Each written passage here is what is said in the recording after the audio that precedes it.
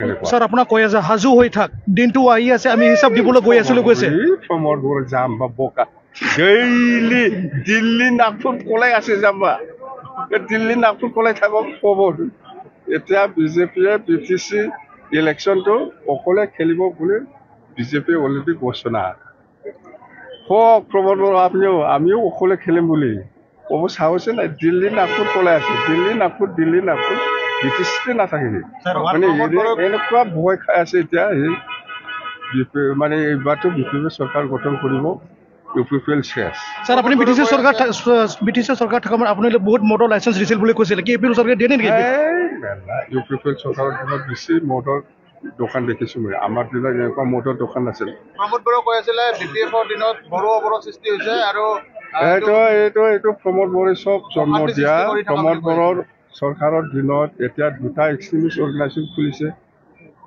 আপুনি গম পাইছে আৰু প্ৰমোদ বড়োৰ দিনতে এতিয়া আৰু নতুন একটা পলিটিকেল পাৰ্টি খুলিবলৈ গৈ আছোঁ আমি শুনি আছোঁ এইটো কিহৰ কাৰণে কৈছে প্ৰমোদ বড়োৰ কাৰণে প্ৰমোদ বড়োৱে যাক লৈ পেলাই চুক্তি কৰিছিল NDFB সকলক লৈ পেলাই NDFBক যিটো সমস্যা সেইটো সি সমাধান কৰি দিব পৰা নাই বা কৰা নাই সেইকাৰণে আজি ex-NDFB সকলে প্ৰমোদৰ পৰা আঁতৰি আহি নতুন পলিটিকেল পাৰ্টি খুলিবলৈ গৈ আছে মই শুনিছোঁ প্ৰমোদ বড়োৰ কথা এইবিলাক কথা 31 তাৰিখ মাৰ্চত শেষ প্ৰমোদ বড়ো পালে একটা দুটা কাম্পা বৰকাৰ কি হালত আছে স্যাৰ এতিয়া কি অৱস্থাত আছে এতিয়া UPPL-ৰ পোষ্টত কি আছে কি নাই মইতো সেইদিনাই জনাই দিছোঁ কিছুমান পোষ্ট আছে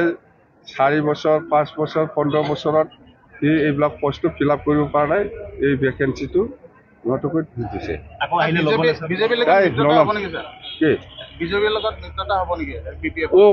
অকলে খেলিব বুলি অলৰেডি ঘোষণাই কৰিছে আমি BPF হিচাপে BJPও